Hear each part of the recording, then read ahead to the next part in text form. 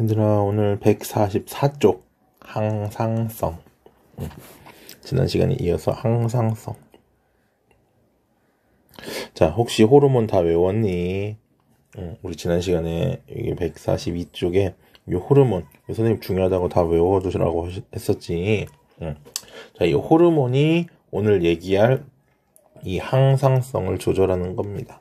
자, 그래서 항상성이라는 건 환경이 변해도 적절하게 반응하여 몸의 상태를 일정하게 유지시켜주는 게 바로 뭐더라? 항상성이야. 그러니까 외부에서 어떻게 됐건 상관없어. 그냥 나는 내 할 일 한다. 일정하게 유지시켜준다. 이거지. 자, 그래서 신경과 호르몬 두 개가 동시에 작용을 해서 항상성이 유지가 되는데, 첫 번째 대표적인 예가 체온 유지, 혈당량 유지. 하나가 더 있어.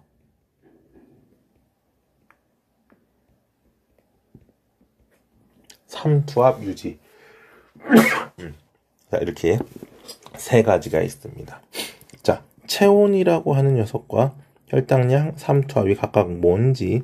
체온은 말 그대로 뭐 다 알지. 우리 몸의 온도를 얘기를 하는 거지. 그래서 체온은 36.5에서 37도 정도를 유지하지. 36.5에서 37도 정도를 유지하더라. 두 번째, 혈당량은 혈액 속의 포도당의 양이야. 포도당의 양은 대략 0.1%, 혈액의 약 0.1% 정도로 유지가 됩니다. 삼투압이라는 건 오줌 농도야. 그러니까 오줌 농도 또는 우리 몸의 체액의 농도. 그러니까 우리가 뭐 비타민을 먹는다거나 짠 음식을 먹게 되면 오줌의 색이 진해지거나 아니면 뭐 물을 마시고 싶어지는 거. 반면에 물을 많이 마시면 오줌이 묽어지고 오줌의 양이 많아지는 거. 이런 것들이 바로 삼투압 유지인데, 교육과정이 바뀌면서 이 삼투압 유지는 빠졌는데 고등학교 때는 또 나와. 그러니까 잘 봐두셔야 돼요. 세 가지가 뭐야? 각각 우리 몸을 일정한 상태로 유지시켜주는 삼투압 유지입니다. 고등학교 때는요, 이 내용만 1시간 수업해야 돼. 1시간? 아니, 90분짜리 수업. 보통 90분짜리 수업 하나를 나가는데, 이 항상성 조절 하나만 가지고도 90분짜리 수업 하나를 나갈 수 있어. 자, 그래서 하나씩 좀 볼게. 첫 번째, 호르몬과 신경의 작용을 비교해 봅시다. 호르몬과 신경작용. 자, 호르몬은 지난 시간에도 얘기했던 것처럼 혈액을 통해서 운반이 되기 때문에 느리게 운반이 됩니다. 느리게 운반이 되고요. 효과는 지속적으로 작용한다. 지속적으로. 그러니까 뭐 잠깐 동안 작용하는 게 아니고 꾸준히 작용하는 거고, 작용 범위는 넓더라. 특징이라고 하면 뭐 있었어? 표적기관 또는 표적세포가 존재했었다라는 거지. 두 번째, 신경입니다. 신경은요, 뉴런을 통해서 이동이 되고요. 뉴런. 따라서 신 전달 속도는 빠르더라. 뉴런에 의해서 전달되기 때문에 빠르고, 효과가 일시적이야. 그러니까 오래 작용하는 게 아니고 잠깐 짧은 시간 동안만 작용을 한다고. 그리고 작용 범위가 어떻더라? 좁더라. 작용 범위가 좁다. 자, 그리고 얘들은 방향성이 있어요. 감각신경에서 연합신경, 그리고 운동신경으로 한쪽 방향으로 이동한다. 방향성이 있다라는 게 특징이야. 이거 좀 따로 옆에 적어둡시다. 특징은, 자, 호르몬은 표적기관이 존재를 하고 신경은 방향성이 있더라. 자, 이때 체온 조절 과정부터 좀 얘기를 할 건데, 사실은 항상성이라는 건 이렇게 생각하면 쉬워. 우리가 더우면 에어컨을 켜지만 에어컨을 킴으로써 온도가 낮아지지. 온도가 낮아지면 다시 어떻게 에어컨을 끄겠지. 그러면 에어컨을 끄니까 다시 온도가 높아질 거고, 온도가 높아지니까 다시 에어컨을 켜고 이런 과정들이 반복되는데 이런 조절 과정을 우리가 피드백 과정이라고 불러. 피드백. 음성 피드백이라고 불러. 음성 피드백. 이 음성 피드백은 결과가 원인을 억제하는 현상을 우리가 음성 피드백이라고 불러. 결과가 원인을 뭐한다? 억제한다. 됐나요? 결과가 원인을 억제한다. 이때 굉장히 중요한 것 중에 하나가 뭐냐? 자, 이 항상성 조절 과정들은 대부분 뭐에 의해서?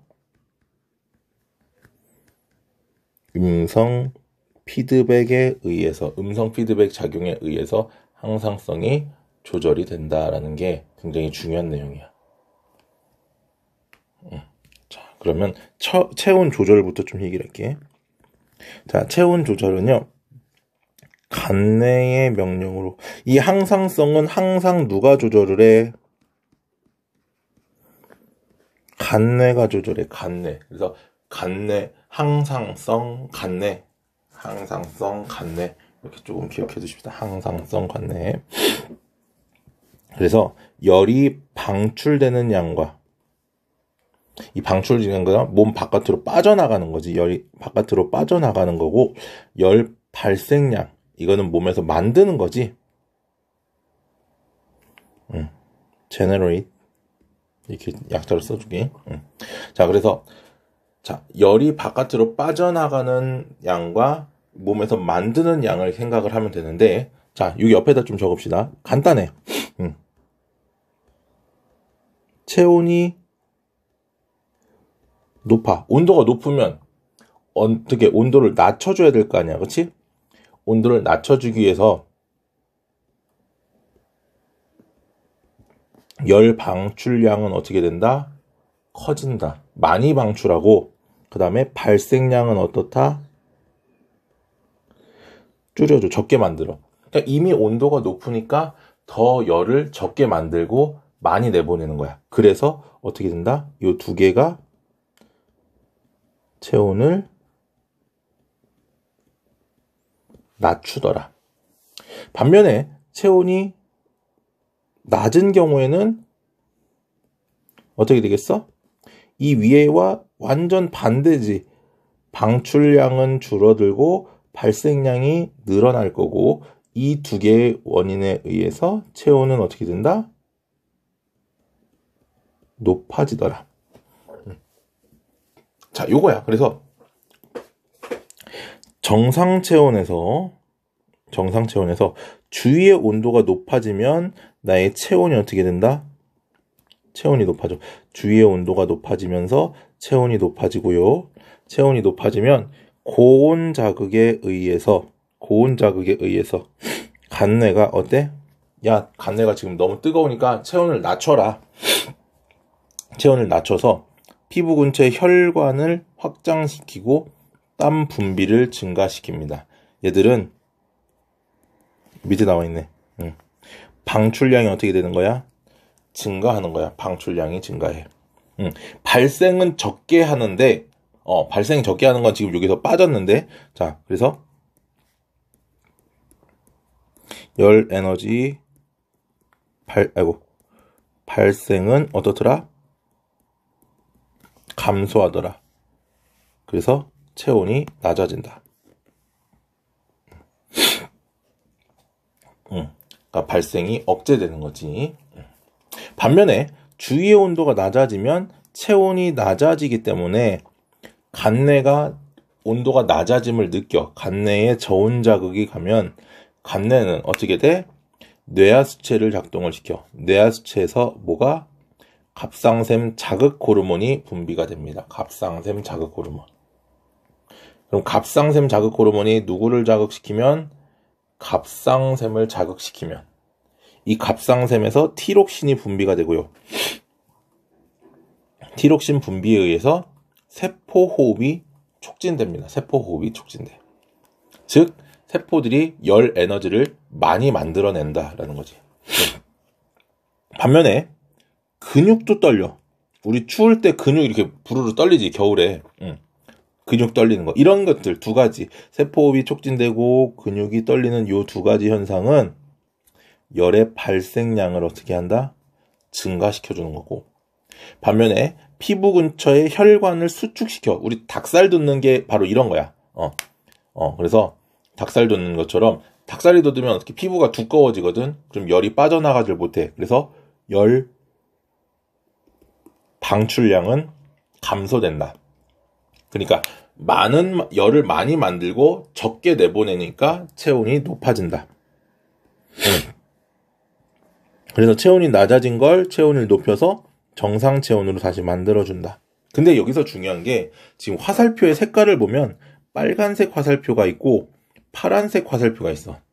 자, 요거는 요 회색 화살표는 결과니까 얘는 무시하고 회색 화살표는 결과 과정을 얘기를 해주는 건데 빨간색 화살표는 신경에 의해서 나타나는 현상이야. 신경의 작용에 의해서. 파란색은 호르몬의 작용에 의해서. 호르몬의 작용. 그래서 자, 이 체온이 낮아지면 교감신경이 작동합니다. 교감신경이 흥분을 하고 체온이 높아지면 어떻게 되겠어? 부교감일 줄 알았지? 부교감 아닙니다. 교감신경이 억제되는 거야. 여기서 많이 헷갈려해. 이 체온을 조절하는 신경은 오로지 뭐만? 교감신경만 있습니다. 그래서 교감신경이 흥분하면 어떻더라? 작동이 활발하면 체온이 높아지는 거고 반대로 체온이 높으면 교감신경의 작동이 억제되는 거고 교감신경에 의해서만 이렇게 된다라는 거 반드시 기억하셔야 돼요. 자, 그래서 추울 때는요 피부 근처에 혈관이 수축되고 근육을 떨리게 하고 세포호흡을 촉진하는 거. 그래서 열 방출량은 감소, 발생량은 증가. 더울 때는 반대로 혈관이 확장돼서 열 방출량 증가. 땀 분비가 증가해서 역시 열 방출량 증가. 발생량을 줄이는 건 세포호흡을 굳이 억지로 안 하는 거야. 세포호흡을. 그래서 요거는 더울 때는 세포호흡을 그냥 잘 안 한다고 보면 되고 그러니까 에너지를 굳이 많이 만들지 않는다라는 거고 추울 때 좀 많이 만든다. 그러니까 체온을 조금 낮게 유지를 하면 살이 빠지기가 훨씬 더 좀 좋지. 왜? 열 에너지를 자꾸 어떻게 하니까 만들어야 되니까 에너지를 자꾸 소비한다라는 거야. 그래서 뭐 차갑게 약간 조금 몸을 좀 춥게 하는 게 살 빠지는데 조금 더 도움이 될 겁니다. 그다음 혈당량 조절 과정. 혈당량은 도대체 그럼 어떻게 조절이 되느냐? 자, 인슐린과 글루카곤이라고 하는 사실은 하나 더 있어. 뭐 에피네프린이라고 하는 아드레날린이라는 것도 있는데 그거는 이제 고등학교 때 다시 자세히 나오니까 우리는 여기서 인슐린과 글루카곤만 얘기를 합시다. 이 두 친구는 전부 어디에서 분비되는 호르몬이야? 이자에서 분비되는 호르몬이었지. 이자에서 분비되는 호르몬. 이자의 알파세포에서 글루카곤이 베타세포에서 인슐린이 분비된다. 이때 혈당량이 높을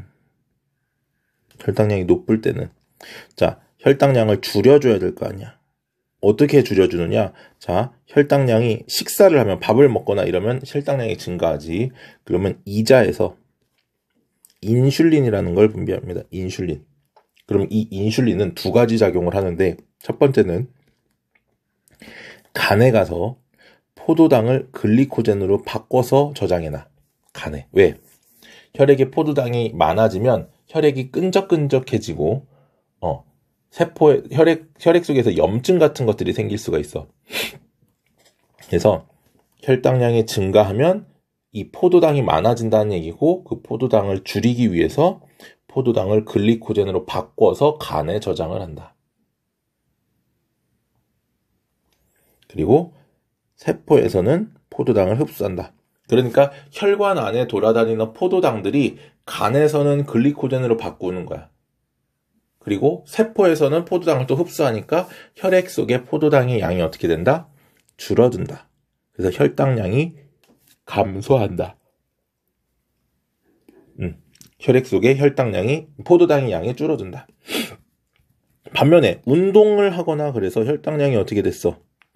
운동 등으로 혈당량이 어떻게 되면 감소하게 되면 이번에는 이자에서 아까는 인슐린을 분비했지만 글루카곤을 분비해. 그럼 글루카곤에 의해서 이자의 뭐가 글리코젠, 아까 저장됐던 글리코젠이 반대로 포도당으로 쪼개집니다. 그러니까 간을 통해서 빠져나오는 혈액에는 포도당의 양이 많아지겠지. 그걸 가지고 혈당량이 어떻게 된다? 증가하더라 라는 거야. 알겠습니까? 자, 그래서 이자에서 인슐린이 분비되고 뭐 이런 과정에 의해서 글리코젠으로 합성한다. 포도당 흡수를 촉진한다. 따라서 혈당량이 낮아진다. 혈당량이 높을 때는 인슐린. 그러니까 우리 당뇨병 환자들은 인슐린이 분비가 잘 안 되기 때문에 당뇨병에 걸리는 겁니다. 당뇨병 환자들은. 그 다음에 반대로 혈당량이 낮을 때는 글루카곤이 분비돼서 뭐 포도당을 분해하는 거지. 그냥 글리코젠을 포도당으로 분해해서 뭐 한다? 혈당량이 높아지더라. 됐나요? 자, 여기까지 얘기를 할 수 있고요. 자, 선생님이 한 10분 정도 줄 테니까 지금 요 앞에 내용들 잘 읽어보고 141, 143, 145쪽 지금 풀어봅시다. 자, 10분 줄게요. 지금부터. 시작.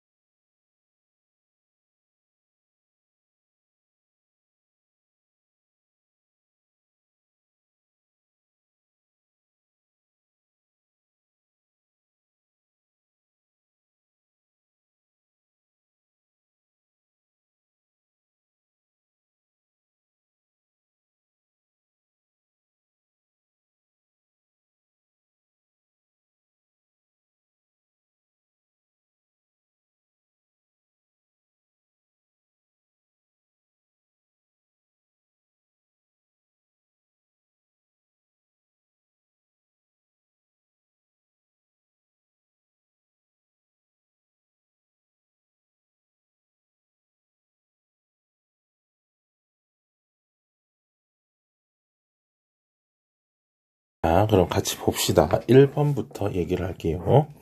다른 뉴런이나 기관으로 자극을 전달해 주는 건 C의 축삭 돌기가 되겠고요. 핵과 세포질이 있어 여러 가지 생명 활동이 일어나는 것은 A의 신경 세포체가 될 거고, 다른 뉴런이나 감각기관에서 전달된 자극을 받아들이는 건 B의 가지 돌기가 되겠지. 자, 2번. 연합 뉴런의 명령을 반응기관으로 전달해 주는 거 C의 운동 뉴런. 전달받은 자극을 느끼고 판단하여 적절한 명령을 내리는 거 B의 연합 뉴런. 감각기관에서 받아들인 자극을 연합 뉴런으로 전달하는 거 A의 감각 뉴런이 되겠고요. 자극이 전달되는 방향은 A에서 자극을 받아서 B에서 명령을 처리하고 C로 이동하더라. 자, 이 그림 잘 봐야 됩니다. 거꾸로 그려놓는 경우들이 굉장히 많으니까 실제로 문제를 낼 때는 거꾸로 내는 문제들이 많아요. 그러니까 잘 봐주셔야 됩니다. 자, 심장박동, 호흡운동 등을 조절한다. 자, A부터 씁시다. 대뇌, B는 간뇌, C는 중간뇌, D는 연수, E는 소뇌. A야. 네. 자, 심장박동, 호흡운동 조절하는 거 D의 연수, 생명 연수였고, 눈의 움직임과 전공의 크기 조절하는 거 C의 중간뇌. 그래서 눈 중간뇌. 근육 운동을 조절하고 몸의 균형을 유지하는 거 E의 소뇌. 기억, 추리, 학습 등 복잡한 정신활동 A의 대뇌. 체온과 체액 등 농도가 일정하게 유지되도록 하는 거 B의 간뇌. 항상성 조절이라고 그랬지? 자, 이렇게 얘기를 하면 되고요. 5번. 말초신경계에 대한 설명으로 옳은 것은 O, 옳지 않은 것은 X 표시하십시오. 자, 척수는 말초신경계에 속한다. 척수는 말초가 아니고 중추신경계였습니다. 틀렸고요. 2번. 부교감신경은 심장박동을 촉진하니, 부교감신경은 심장박동 촉진하는 거 아니지. 심장박동을 느리게 해줬어. 교감신경이 심장박동을 촉진했고요. 감각신경과 운동신경으로 이루어져 있다. 맞고요. 자율신경은 대뇌 명령을 받지 않지. 내장기관의 운동을 조절하는 거지. 틀렸습니다. 자, 넘어갑니다. 143페이지. 여기서부터 이제 조금씩 어려워지겠지. 자극의 종류와 반응 경로에 대한 설명으로 옳은 것은 O, 옳지 않은 것은 X 아래. 의식적인 반응은 대뇌의 판단 과정이 포함이 됩니다. 그러니까 의식적으로 반응이 일어났었고, 무조건 반사는 의식적 반응에 비해 느리게가 아니고 빠르게 우리 몸을 조절해야 되는 거였었지. 그 다음, 손이 시린 것을 느끼고 장갑을 끼는 반응은 의식적 반응 맞고요. 무조건 반사는 대뇌의 판단 과정이 복잡할수록 반응이 일어나는데 시간이 더 걸린다. 무조건 반사가 대뇌를 간다? 말도 안 되지? 틀렸습니다. 조건 반사지, 조건 반사. 자, 뜨거운 냄비에 손이 닿았을 때 자신도 모르게 손을 뗐다. 어디를 지났어? 중추로 척수를 지났고요. 신호등이 초록불로 바뀐 것을 보고 길을 건넜다. 감각신경이 대뇌로 전달되고 척수에서 운동을 시켰다라는 거지. 자, A는 뇌하 수체, B는 갑상샘, C는요 부신, D는 이자, E는 난소, F는 정수. 자, 티록신을 분비하는 건 갑상샘, 자극, 호르몬. 자, 충분히 외운 다음에 문제 풀어야 된다고 얘기했지. 자, 니은. 콩팥에서 물을 재흡수하는 거 항이뇨 호르몬. 자, 세포호흡 촉진하는 B는 티록신이었고요. 자, 아드레날린은 심장박동을 촉진하고 혈당량을 증가시켰습니다. 혈당량이 높아지게 만들어졌고, 인슐린은 혈당량 감소, 글루카곤은 혈당량 증가. A가 각각 요 내분비샘이 되는 거고, E는 에스트로겐, 여자의 2차 성징, F는 테스토스테론이고 남자의 2차 성징을 발현시켰습니다. 자, 호르몬 결핍증과 과다증을 옳게 연결하십시오. 넘어가. 자, 티록신의 분비가 부족하면 갑상샘 기능 저하증이 됩니다. 인슐린이 부족하면 당뇨병, 생장 호르몬 분비가 부족하면 소인증, 성장기 이후에 생장 호르몬이 과다하게 나오면 말단 비대증. 11번 신호 전달 속도, 신경은 빠르다, 호르몬은 느리다. 작용 범위, 신경은 좁다, 호르몬은 넓다. 자, 근육이 떨리는 거, 추울 때, 땀 분비 증가하는 거, 더울 때, 열 발생량 증가하는 거, 추울 때, 열 방출량 증가하는 거, 더울 때, 세포호흡 촉진되는 거, 추울 때, 피부 근처 혈관이 확장되는 거, 더울 때, 더더더네. 자, 이자 A에서 분비되는 거는 혈당량을 증가했으니까 A는 글루카곤이고요. 혈당량을 감소시키는 B는 인슐린입니다. 자, 혈당량이 높을 때 이자에서 호르몬 B가 분비되어 높을 때니까 포도당을 글리코젠으로 합성하여 저장하고, 반대로 혈당량이 낮을 때는 호르몬 A가 분비돼서 글리코젠을 포도당으로 분해하여 혈액으로 내보낸다. 얘는 위에 거는 포도당 흡수를 촉진하는 거고. 됐지요? 넘어갑니다. 140 이쪽이냐? 6쪽? 탐구. 자, 떨어지는 자를 잡는 반응은 대뇌가 반응의 중추인 의식적인 반응. 왜? 눈으로 보고 나서 내가 잡고 싶어서 잡는 거니까. 자, 그래서 어느 정도의 시간이 필요하며, 시간은 자극의 종류에 따라 차이가 있고 사람에 따라도 다르게 나타날 수 있더라.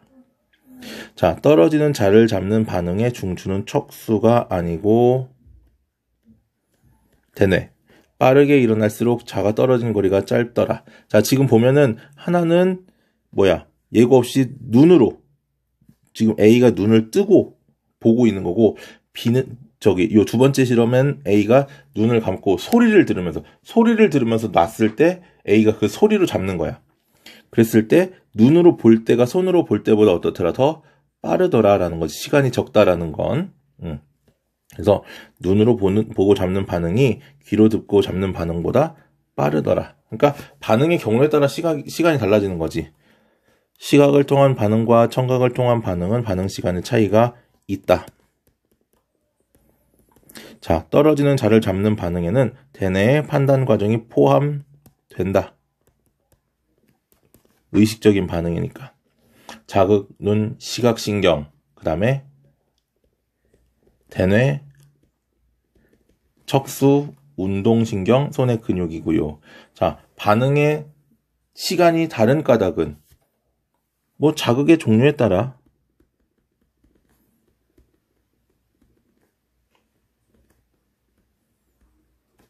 뭐라고 해야 될까? 반응 시간이 다르다. 반응 경로가 다르기 때문에 반응 시간이 다르더라라는 거. 탐구 B. 대뇌의 판단 과정을 거치지 않는 무조건 반사는 매우 빠르게 일어나기 때문에 우리 몸을 보호하는 역할을 한다.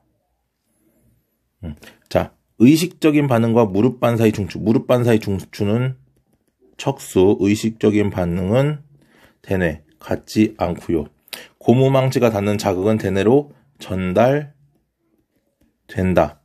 다만 척수를 통해서 반응을 먼저 하고 나중에 무릎 반사는 자신의 의지와 관계없이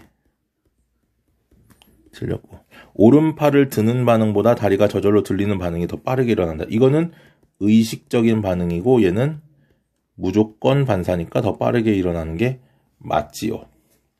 자, 무릎 반사는 자극을 수용하면 감각신경에서 척수로 그리고 운동신경을 통해 반응이 빠르게 일어나는 까닭은 대뇌로 자극이 전달되기 전 척수를 통해 반응이 먼저 나타나기 때문에. 그렇다고 해서 척수로 반응이 전달이 안 되는 건 아니었어. 된다 그래서 느릴 뿐이라 그랬지. 됐습니까? 자, 여기 내신 쑥쑥 여기 좀 꼭 풀어주십시오. 요거 다음 시간에 요거 문제 풀이할 건데 굉장히 어려운 거야. 지금 문제 수도 봐봐. 25문제로 다른 단원보다 좀 많아요. 그래서 152쪽까지 152쪽까지 숙제를 좀 풀어줍시다. 자극과 반응. 자, 오늘은 여기까지 얘기를 할게요. 수고 많았습니다.